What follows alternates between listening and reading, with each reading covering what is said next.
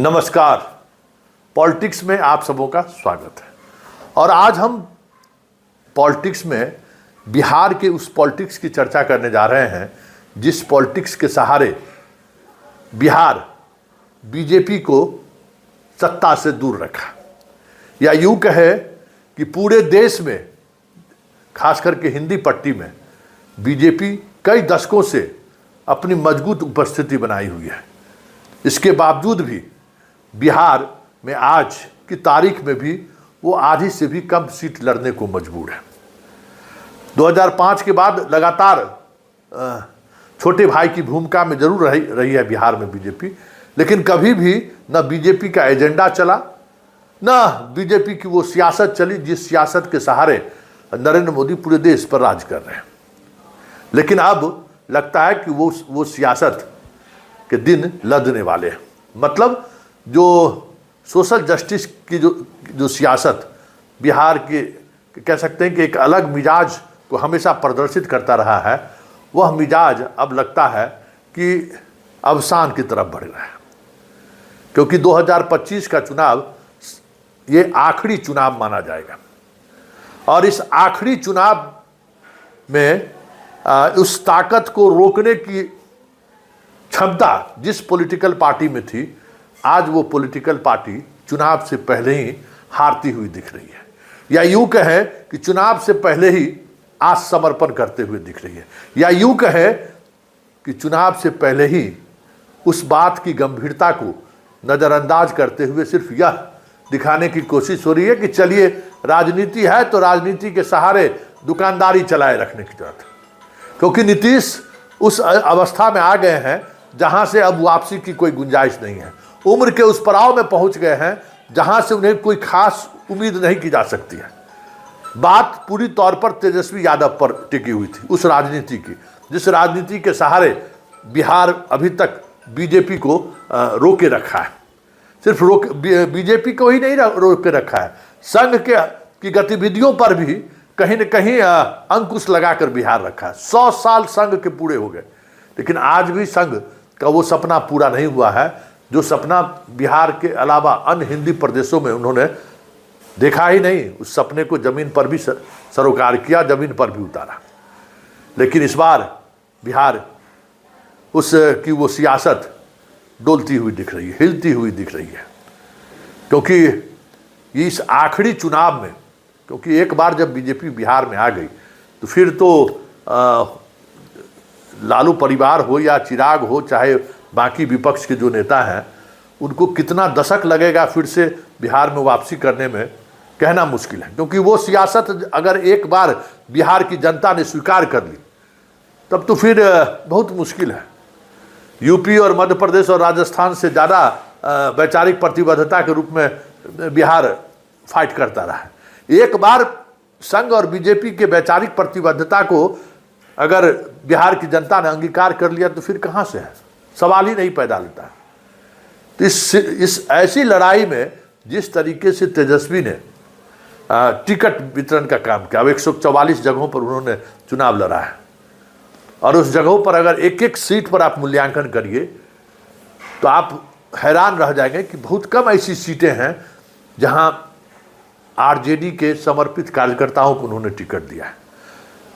सिर्फ समर्पित कार्यकर्ताओं को टिकट देने की बात ही नहीं है, कई जगहों पर उन्होंने चुनाव से पहले ही वॉक ओवर दे दिया। धन बलियों को, चाहे वो जादव में ही क्यों ना हो, मतलब अपने जाति में ही क्यों ना हो, मुसलमानों में ही क्यों ना हो, जो जमीन पर काम करने वाले लोग थे उसको इन्होंने नज़रअंदाज किया है। बाहुबली इनकी पहले पसंद हुआ करती थी, अभी भी पसंद है, लेकिन धन बली एक नया स्वरूप में सामने आया है। जो अब बताइए, 2-3 उदाहरण हम दे रहे हैं। महाराजगंज से इन्होंने कांग्रेस से सीट ले ली, कांग्रेस की 2 सीटिंग सीट इन्होंने ले ली और उस दोनों सीट पर देखिए इसने किसको खड़ा किया। मतलब महाराजगंज सीट पर इन्होंने जायसवाल के बेटा को खड़ा किया है, जिसको महाराजगंज का मौ पता नहीं होगा। कलकत्ता में इनके पूरे परिवार का सब कुछ देखता है, वो सबको पता है, उसको वेदना वहाँ लड़ा रहे।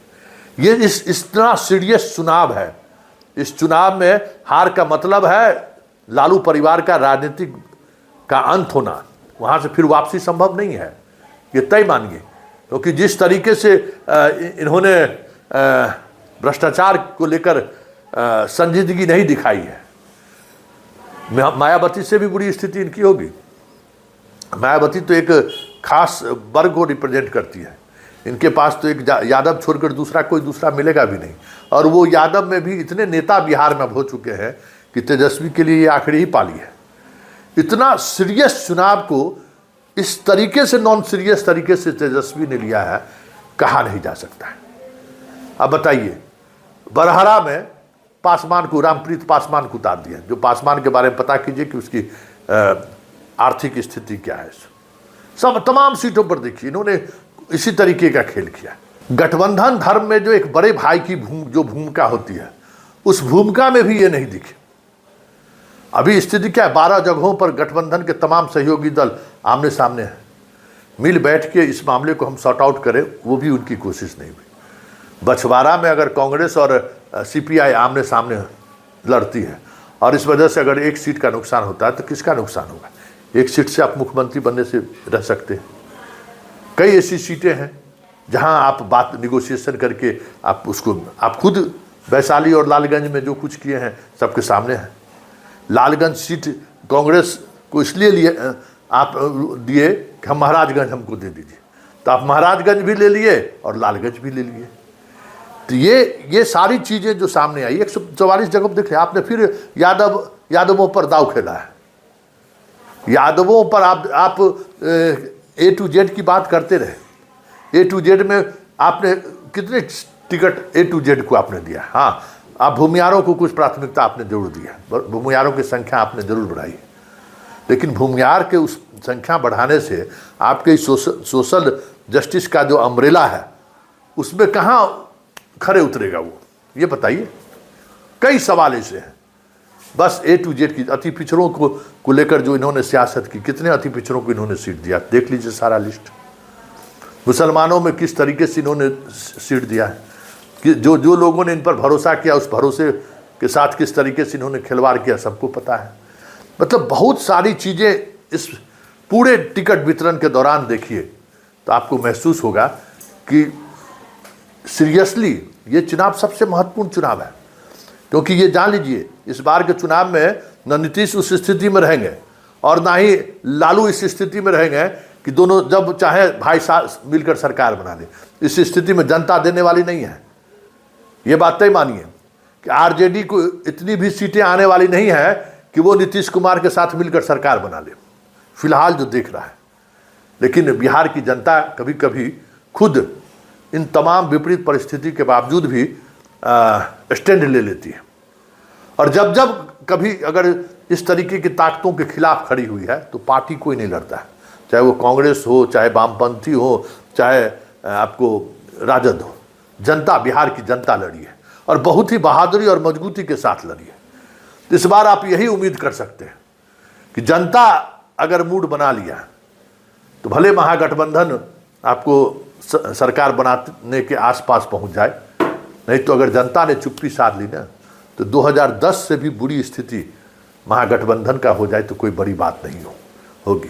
क्योंकि उसने सारे उस सोशल समीकरण को, एक सीट से दूसरे सीट को कैसे हम समाहित करें, कुछ भी नहीं देखा गया। सहनी कहाँ लड़ रहा है, कैसे लड़ रहा है, किसको उम्मीदवार, कोई मतलब टिकट दे दिए, जाओ जाओ जाओ जाओ जाओ जाओ, जो ले रहे हो कुछ हमको भी पहुंचा दो, बस यही है।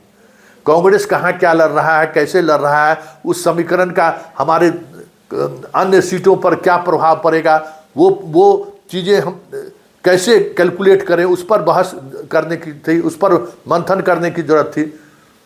तो यहाँ तो सीट 1 to 1 और फिर जो स्थिति थी सबके सामने है।